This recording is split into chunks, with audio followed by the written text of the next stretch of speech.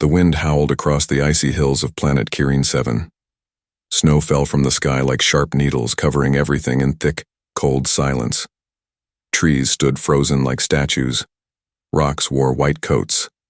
There was no life, or so it seemed. But then deep inside the forest there was a small sound, a cry. It was weak, broken, and fading. A sound of pain, of fear. Under a dead tree, buried half in snow, lay a tiny alien boy. His skin was pale blue. His thin arms were scratched and bleeding. One leg was twisted at a bad angle. His clothes were torn. His large, dark eyes were filled with tears and terror. His name was Lero. He was 6 years old, and his people had left him there to die. Lero came from the Varnak tribe, warrior aliens who believed in strength above all. If a child was born weak or became injured, they were thrown away. It was called cleansing the bloodline. That morning, his own mother had looked away as the elders dragged him out into the cold. She didn't speak. She didn't fight. She just let them take him. Now Lero's lips were blue. His tiny hands trembled in the snow. He tried to crawl, but his legs screamed with pain. "I don't want to die," he whispered, his voice barely heard over the wind. And still, the snow kept falling. Miles away, a human man named Daniel walked through the forest. He was wrapped in a long coat and carried a scanner in one hand. His breath came out in clouds. He had been stranded on this planet after a survey ship crash. The others were gone. He was alone, trying to survive until Earth Command sent rescue. Suddenly, the scanner blinked red. Life sign. Very faint. Daniel stopped, checked it again. The reading was weak but real. His eyes scanned the trees. "A life form?" he whispered. "Out here?" He followed the signal, moving quickly through the snow. His boots crunched with each step. The cold bit at his skin, but he kept going. He didn't know what he would find. Maybe a wild animal, maybe a trap. But then he heard it. A cry, very faint. Daniel pushed past a fallen tree and gasped. There, in a patch of bloodied snow, was a child, an alien, tiny, hurt, dying. Daniel ran to him, dropped to his knees. Hey, can you hear me?" The boy opened his eyes. They were big, black, and full of fear. Don't hurt me," Lero whispered, shivering. Daniel blinked. "I'm not here to hurt you, little guy. I'm here to help." He took off his thermal jacket and wrapped the child inside. The boy was freezing, skin like ice. Bones felt too light. The child was bleeding badly. Daniel reached into his bag, pulled out a small medical kit. He worked fast, stopping the bleeding, checking the leg, scanning the child's vital signs. Lero was silent. He didn't understand what was happening. Why was a human helping him? "Can you tell me your name?" Daniel asked. The boy paused. "Lero." Daniel smiled softly. "That's a strong name." Lero looked up at him with wide eyes. Why did you stop?" "What do you mean?" "My people left me. They said I wasn't strong. You should have left me too." Daniel shook his head. No child deserves to die in the cold.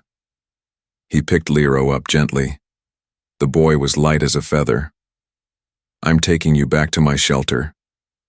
Lero tried to speak but passed out in his arms. Daniel looked around. The snow was falling faster. Storm clouds rolled above. He had only minutes before it got worse. Holding the child close, he began running through the forest, snow rising around his knees. Each step was a battle, but he didn't stop. He couldn't.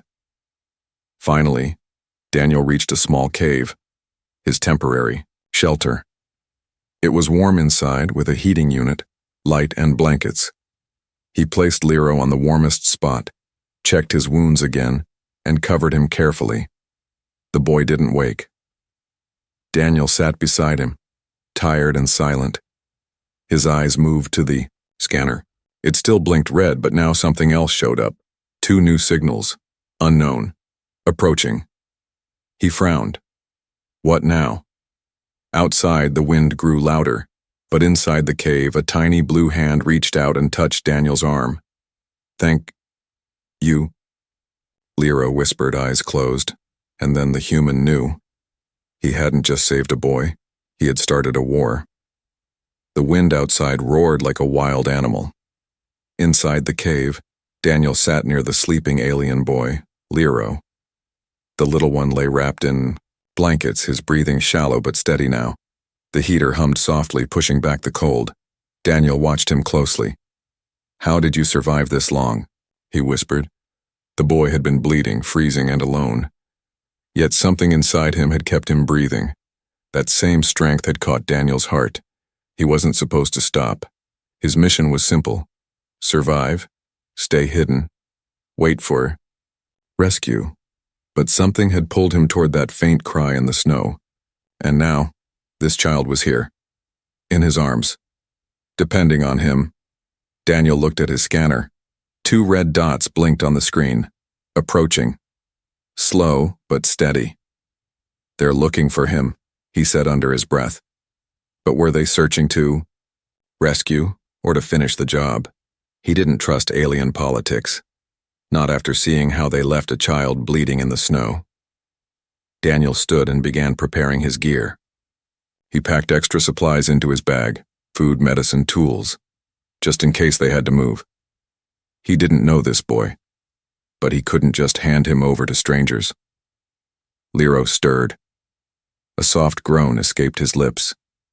He opened his eyes slowly. "Where am I?" Daniel moved to his side. "You're safe. You're in my shelter. My name's Daniel. I found you in the forest." Lero blinked slowly. "You didn't leave?" Daniel shook his head. "No. I carried you here." The boy's voice cracked. "You should have let me die." Daniel frowned. "Why would I ever do that?" "Because I was thrown away," Lero said, looking down. "My people don't want me. I'm broken." Daniel sat down beside him.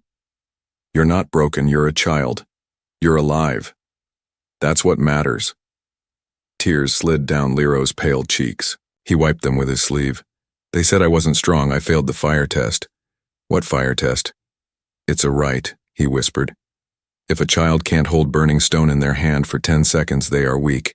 Weak ones are exiled." Daniel's eyes widened. "They made a child touch burning rock?" Lero nodded. "I lasted 4 seconds, my hand still hurts." Daniel took the small hand gently and saw the raw burn marks. Rage boiled in his chest. He wrapped it again in a clean bandage. "You didn't fail anything," Daniel said. "You were brave to try." Lero looked at him. "You sound like my father, before he was taken away." Daniel nodded, his voice calm. "I'm here now, and no one's taking you." But outside the scanner blinked again, closer this time. An hour passed. Daniel fed Lero warm soup, drop by drop. The boy slowly regained strength. "I had a sister," Lero said softly. "They threw her away too, but she never came back." Daniel didn't respond. His hand tightened around the spoon. Something cruel was happening in this world, and now it had landed in his cave. Lero looked up suddenly. "They will come for me. They will find me." Daniel nodded. "Yes, I think they're already trying." The boy's eyes went wide with fear. "They'll hurt you too, you must leave me behind." "No," Daniel said sharply. "I won't do that. But they will call you a criminal." "Then let them." Lero didn't speak after that. He simply stared at Daniel, as if seeing something he had never seen before. A man who refused to walk away. Night fell quickly on Careen 7. The cave was quiet. The storm outside had slowed, but tension filled the air. Daniel checked his small plasma pistol and tightened his coat. He looked at the boy. "You need to sleep," he said. Lero shook his head. "I don't want to close my eyes." "Why?" "I'm scared that if I wake up, you'll be gone." Daniel knelt beside him. "I'm not going anywhere." Lero looked into his eyes. "Why are you helping me?" Daniel took a moment to answer. "Because someone once saved me too." When I was a kid, I was lost in a war zone. A stranger picked me up and said, "No child should be left behind." I never forgot. Lero blinked, silent, then whispered, "You're strange. For a human." Daniel smiled. "I get that a lot." But just before dawn, the cave lights blinked. The scanner turned red. 3 new signals. Outside, in the snow, figures were moving. Tall, dark, armored, Varnak trackers. They were here. Daniel stood slowly, reached for his weapon. Lero's hand gripped his sleeve. "If they take me," he said, "you must promise. You won't give me back." Daniel placed his hand over the boys. "I promise," and outside the shadows waited. The storm had stopped, but the danger had not. Outside the cave, 3 dark shapes moved slowly through the snow. Tall, armored, silent. The Varnak trackers had arrived. They did not knock. They did not shout. They simply walked forward, like machines built only for one purpose: cleansing. Inside, Daniel sat in silence. He had already put out the small fire and covered the cave's entrance with rocks and snow to hide the heat signature. But the scanner still blinked, red, steady, and growing closer. Lero sat up, eyes wide. "They're here," Daniel nodded. "Yes, but we still have a chance." He gave Lero warm clothes, too big but better than freezing. The boy's burns were healing slowly, but he was still weak. His legs trembled just from standing. "You said they can smell weakness?" Daniel asked, checking his gear. Lero nodded. "They are trained for it. They can hear a heartbeat in snow, and if they find you protecting me, they will mark you for death too." Daniel zipped his coat. "Then they'd better not find us." He picked up a metal rod from the corner of the cave. It was a flare launcher, modified for distraction. He handed Lero a small sphere. "What is this?" Lero asked. "Flash bomb. If I say hide, you press this. Throw it. Then run as fast as you can. Do you understand?" Lero stared at the device, then nodded. Daniel whispered, "Stay behind me. Don't make a sound." The cave was quiet. The outside snow crunched. Heavy footsteps, then silence. Daniel moved to the exit, pulling out a small viewing lens. Through the lens, he saw them. 3 Varnak warriors.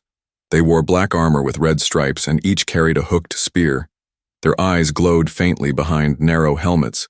One of them bent down. His clawed hand touched the snow. He sniffed. Then, he pointed to the cave. "They know," Daniel whispered. He turned to Lero. "We can't stay. We need to move now." "But where will we go?"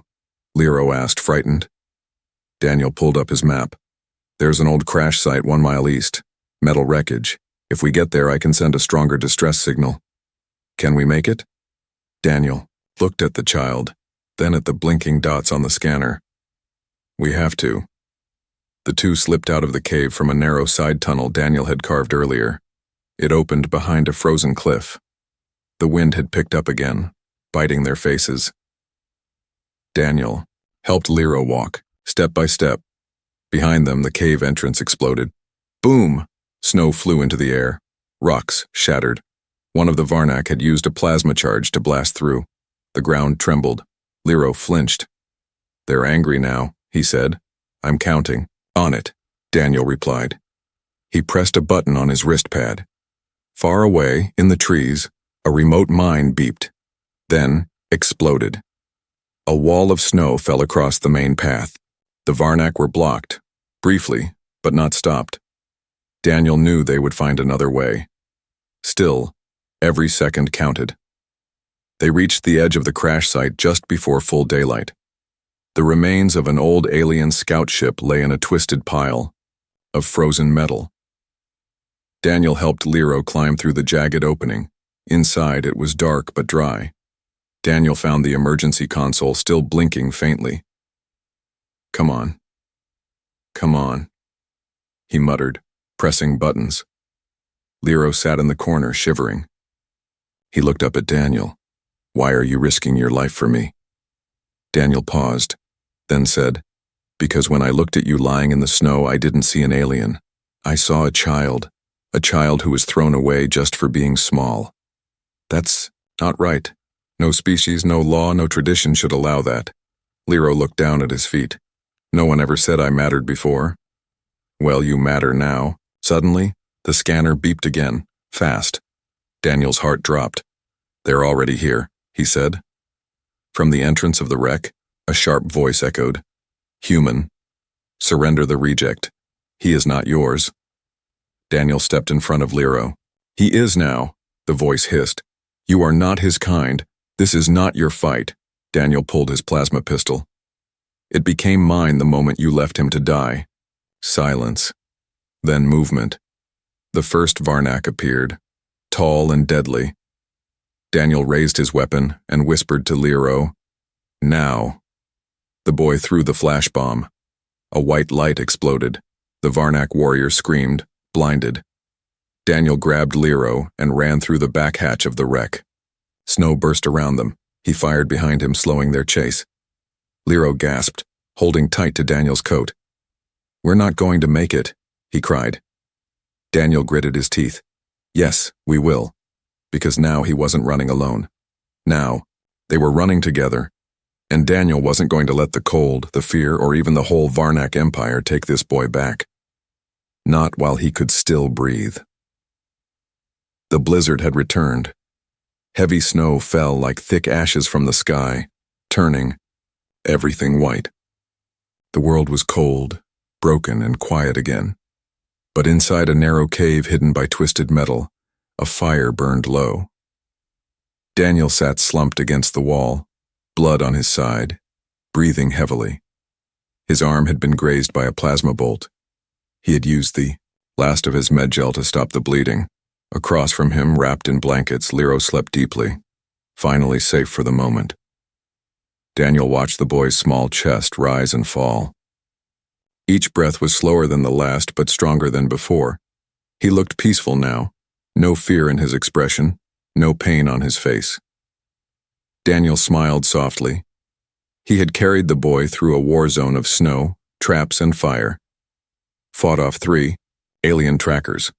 Risked everything, all for a child who wasn't even human. But Daniel never thought twice about it. Because in that broken child, he saw hope. He saw something worth protecting. Hours passed. The storm howled like a monster outside. Then, Lero's eyes opened. He blinked at the fire, at the shadows dancing across the walls, at Daniel's figure leaning back, eyes closed, but still awake. The boy sat up slowly. You didn't leave, he whispered. Daniel opened his eyes. No, I don't leave people behind. Lero stared at him. You were hurt. Daniel shrugged. I've had worse. Lero looked at the fire, then down at his hands. I dreamed of the snow.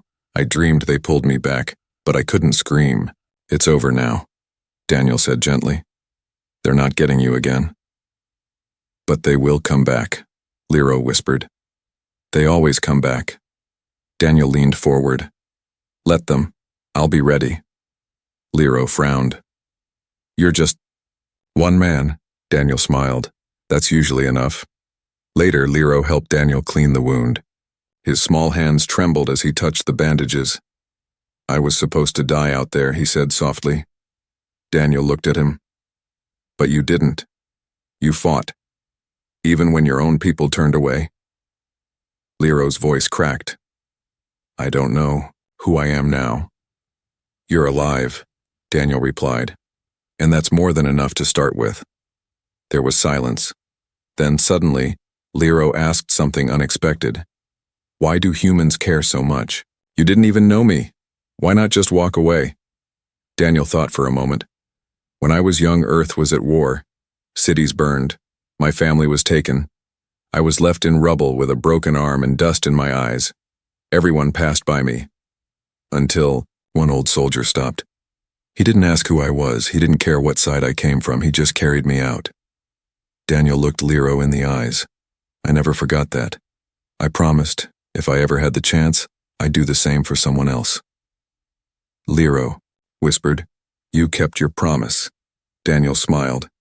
Now it's your turn to keep one. The boy tilted his head. What promise? Stay alive, Daniel said. Not for them, not for your tribe, for yourself. Suddenly, the scanner beeped. Daniel's face changed. A new signal, but not like before. This one wasn't Varnak, it was human, from space. Lero watched as Daniel's hand shook slightly. This could be it, Daniel said, voice rising. An Earth ship, close enough to respond. He pressed buttons fast, boosted the signal, sent a coded message. Stranded. 2 lives. Urgent pickup. Enemy presence confirmed. He turned to Lero. We might be getting out of here. But Lero didn't smile. Even if we leave, they'll still call me a failure, Daniel replied. Let them. Earth doesn't throw children away. Lero looked down. I don't belong to Earth. Daniel placed a hand on the boy's shoulder. You belong wherever someone believes in you. That's what family means. Lero's eyes watered. His small hand reached up to hold Daniel's. He didn't say anything, he didn't have to. The bond was already there, stronger than blood, stronger than species. But outside, in the frozen dusk, something else moved. A 4th Varnak. Bigger, older. He wore silver armor instead of black. He looked at the crashed ship's remains and the tracks in the snow. He touched a bit of ash from the flash bomb. Then he looked up at the sky, where a new ship approached from above. And he growled, This ends tonight. The Earth ship was coming. Daniel saw its signal blinking on the scanner like a heartbeat in the dark. Closer, stronger, almost there. But time was short, and danger had not left. From the ridge above, the snow cracked softly beneath heavy steps. The 4th Varnak hunter, dressed in silver armor and scarred across the face, watched the wreckage with cold, sharp eyes. His name was Tovan, an elder warrior of the Varnak. Unlike the younger hunters, Tovan never failed a mission. He had come to erase the shame of weakness. The shame was named Lero. Inside the broken scout ship, Daniel was packing fast. Come on, kid, he said, tightening his gear. Rescue ship's only 15 minutes out. We move now or not at all. Lero nodded and tried to stand, but his legs still wobbled. Daniel knelt. Can you walk? Lero looked down. Not fast. Daniel smiled, picked him up, and placed him on his back. Good thing I've carried heavier. Lero held tight. Will they follow? They already are. The cave rumbled, a soft sound, snow sliding. Then a louder noise. Boom! The entrance behind them exploded inwards. Tovan had arrived. Daniel turned and ran. Through snow. Over broken ground. Trees like frozen ghosts passed them by. He didn't stop. Lero looked back. He's coming. Daniel didn't look. I know. Tovan stepped through the wreckage, his heavy boots sinking into the snow. He sniffed the air. Felt the heat trail. He was close. He moved like a predator. Slow, focused, calm. He didn't need help. He didn't need an army. He just needed the boy to stop breathing. Daniel moved fast through the narrow canyon. Wind whipped around them, throwing snow in his face. His muscles burned. His lungs screamed. But he kept going. He saw the landing light blinking in the distance, bright and blue like a promise. Just beyond that was the rescue beacon, still attached to a buried Earth pod. The ship had locked on and was descending. 5 minutes more. Just 5. Then a sound stopped him. A voice behind them, deep and metallic. Drop the child, human. Daniel turned. Tovan stood just 50 feet away, spear raised. Lero gasped. That's Tovan. He trains the death squads. If he catches us, he won't speak again. Daniel set Lero down behind a rock. He stood, snow swirling around him. I don't care who you are, Daniel said. Tovan tilted his head. I am the end of mistakes. He stepped forward. I don't want to fight you, Daniel said. You already are. Tovan threw his spear. Daniel dodged. Barely. The spear sliced his coat. Daniel fired. 2 quick plasma shots. Tovan spun, dodging both. He moved too fast for someone his size. Lero cried out, Daniel, run! No, Daniel said. Keep going. I'll hold him. I can't leave. Go! Lero took off crawling through the snow, toward the landing site. Tovan charged. Daniel pulled his knife, plasma low, no time to reload. The Varnak hit him hard. Daniel flew back into a tree. His side burned. He coughed blood. Tovan walked toward him. You risk death for a defective, the alien growled. You lower your species by protecting his. Daniel stood. He wiped his mouth and smiled. Funny. I was thinking the same thing about you. Then, he hit the detonator in his coat pocket. The trees behind Tovan exploded. Not fire. Ice. A blast of compressed cryogas blew into the sky, freezing everything in a wide circle. Tovan roared. His armor cracked. He stumbled back, blinded. Daniel crawled away, breath ragged. Lero had reached the beacon. The Earthship descended like an angel, metal wings bright in the storm, engines humming through the sky. Daniel stumbled toward the boy. Lero reached out. You made it! Tovan roared behind them. Still alive. Still coming. The ramp lowered. Earth Marines jumped out. Hold fire! Daniel shouted. Target incoming! They saw Tovan rising through the smoke. The Marines opened fire. Dozens of blasts lit up the night. Tovan fell. Finally. Minutes later, inside the warmth of the Earthship, Daniel sat with Lero on a soft bench. He held a warm drink. His arm was bandaged. Lero leaned against his shoulder, quiet but safe. You still breathing, kid? Daniel asked softly. Lero nodded. Yes, I think I am. Daniel smiled. Told you we'd make it. Lero looked up at him. I don't feel broken anymore. You never were, Daniel said. Outside, the storm faded, and in the boy's eyes something new had started to grow. Hope. Inside the Earth rescue ship, warmth and peace wrapped around Daniel and Lero like a soft blanket. The engines hummed gently. The wind and cold were left behind. For the first time they were safe, or so it seemed. Daniel sat beside Lero in the med bay, his arm still bandaged, chest rising slow from exhaustion. Lero lay on the bed beside him, finally breathing without pain. His small face had color again. A medic passed by and smiled kindly, placing another heated blanket over the boy. But Daniel couldn't relax. He kept watching the scanner, kept listening to the quiet voices on the comms. Something didn't feel right. Lero opened his eyes. Are we going to Earth now? Daniel paused. Soon. Then, it's over? Daniel forced a smile. Almost, but the smile didn't reach his eyes. Because out the window, through the clouds of snow, a shadow was moving across the sky. Not one. Many. Back on the surface of Careen 7, the last of the Varnak hunters stood near the frozen wreck of the Scout ship. Tovan's body lay cracked and broken, but even in death he had sent a signal. One final message to his warship. Mission failed. Human intervention. Proceed with full purge. And now from high above, a massive Varnak cruiser had entered the atmosphere. Black. Silent. Armed with enough firepower to turn the valley into glass. Its orders were simple. Erase the shame. Destroy the human. Leave no trace. A loud alarm echoed through the Earthship. Daniel stood at once. Soldiers rushed past him. Pilots shouted into headsets. The captain's voice came through the speaker. All crew brace for contact. Enemy warship inbound. They're locking weapons. Impact in 6 minutes. Lero sat up fast. What's happening? Daniel pulled him close. They're not finished, not yet. But we're in a ship. Daniel looked at the flashing lights, then toward the exit ramp. They want to erase everything, including you. Lero grabbed his arm. No, we have to run. There's no more running, Daniel said.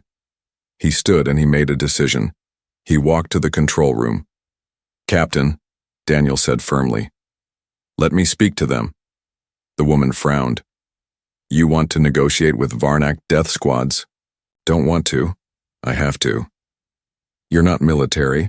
I don't need to be. I just need to hold them off long enough. The captain looked him in the eye, then gave a slow nod. You have 2 minutes, then we fire back. Daniel stepped to the console. He opened a communication channel. The alien language came first, sharp and brutal. Daniel replied in perfect, Varnak. This is the human who rescued the child. I ask for one thing. Talk to me. Silence. Then a deep, cold voice responded, You have committed a crime of interference. You will be removed. Daniel replied, You call him broken. I call him alive. If your honor means killing children, then your honor is dead. No reply, only a targeting lock. The Earth captain shouted, They're charging plasma cannons. Shields up. Return fire in 30 seconds. Daniel turned to leave, but stopped. Lero was standing in the doorway, alone. Brave. Let me speak. The boy said. The captain blinked. What? Lero walked slowly to the microphone. His hands shook, but his voice didn't. He spoke in his own language, soft and clear. I am Lero of the Varnak. I survived. You threw me away, but I lived. This human gave me what you never did, mercy. He paused, then added, If you fire, you do not destroy shame, you prove it. The channel went silent. No reply. Only the countdown. 10, 9, 8. Then, the enemy ship powered down its weapons. Gasps filled the room. Daniel turned, shocked. They listened to you, he said. Lero looked up, voice soft. I didn't speak as a child. I spoke as someone who was not afraid anymore. The Varnak ship turned and left the atmosphere without a word. No war, no fire, only silence. The Earth crew cheered, but Daniel stood quietly, watching Lero. You saved all of us, he said. Lero shook his head. No, you saved me first. Daniel smiled, but deep in his chest his heart ached. Because even with the enemy gone, he knew. Some battles never end. They just change shape. The stars above Earth were calm and beautiful. The rescue ship drifted in low orbit, quiet now. No alarms, no fear. Just the hum of life returning to normal. Daniel stood by the observation window staring down at the blue planet. Earth. His home. A place of oceans, forests, cities. And people who would never understand what just happened light years away. Behind him, small footsteps approached. Is that Earth? Lero asked softly. Daniel turned. The boy stood there, cleaner now, wrapped in a fresh navy blue sweater that hung a little too big on his small frame. His hair was brushed back, his burns were healing. His dark alien eyes reflected the stars. Yes, Daniel said. That's home. Lero was quiet for a moment. Am I allowed there? Daniel blinked. What do you mean? I'm not human, the boy said, looking down. I don't belong. Daniel knelt and placed a hand gently on his shoulder. You belong wherever someone cares about you. That's what makes a place home. Lero looked up. Then, is Earth my home now? Daniel smiled. It can be. The next day, the Earth ship landed at a spaceport in Nairobi Orbit Base. People gathered, officials, soldiers, doctors. Lero held tightly to Daniel's hand as they walked out together. Whispers followed them. That's the alien boy. He survived the Varnak? Wait, the human carried him? Lero looked nervous. Daniel squeezed his hand. Ignore them. You're not a story. You're a person. They passed a medical officer who asked, Is the boy healthy? He's healing, Daniel said. But what he really needs is family. Days passed. Lero was given a room in the Earth Recovery Center. He had his own bed, soft lights, warm, meals, no snow, no screams, no cold, but still, he waited. Every day he looked at the door, wondering if Daniel would return. Then one morning, it opened. Daniel stepped in, holding something behind his back. Lero ran to him. You came back. I promised I would, Daniel smiled. And I brought something. He pulled out a small box. Lero opened it slowly. Inside was a necklace, A simple charm in the shape of two hands holding a star. What is this? Lero asked. It's called a unity symbol, Daniel said. On Earth, we give it to people who create peace between enemies. You deserve it. Lero held it to his chest, eyes wide. But I didn't fight. Daniel crouched down. You didn't have to. You stood up and spoke when no one else could. That's real strength. Lero blinked. Then, can I stay with you? Daniel paused. I spoke to the council. They agreed. Lero gasped. Agreed to what? Daniel smiled. To make you my son. That night, Lero couldn't sleep. He looked in the mirror. He still had his Varnak features, blue skin, pointed ears, faint scars. But something had changed. He stepped closer to the mirror. His dark eyes reflected back, but in them was something warm, something new. It wasn't just light. It was humanity. Months later, Daniel stood in a quiet park on Earth. Trees rustled gently. A breeze danced through the grass. Lero ran across the field, chasing a small ball. He laughed as he kicked it, stumbled, and got up again. Children nearby played with him without fear. A woman on a bench leaned toward Daniel. Is that your boy? Daniel nodded. Yeah. He's different. Daniel looked at her and smiled kindly. Yes, and special, the woman said. He doesn't act like other aliens. Daniel looked out at Lero, who waved back at him with a wide smile. That's because he's not just an alien anymore, Daniel whispered. He's our future. Later that evening, Lero sat beside Daniel, watching the sky. Do you think the Varnak will come back? He asked. Daniel looked up at the stars. Maybe, but this time you won't be alone. Lero leaned against him. I'm not afraid anymore. Daniel smiled, pulling the boy close. Good, because the world's bigger than fear. And you, Lero, you're more than what they said you were. Lero looked at him. What am I then? Daniel placed a hand over his heart. Your family. The stars above blinked silently as if watching, and the boy who was left to die in the snow now had a name, a home, and a father who never walked away.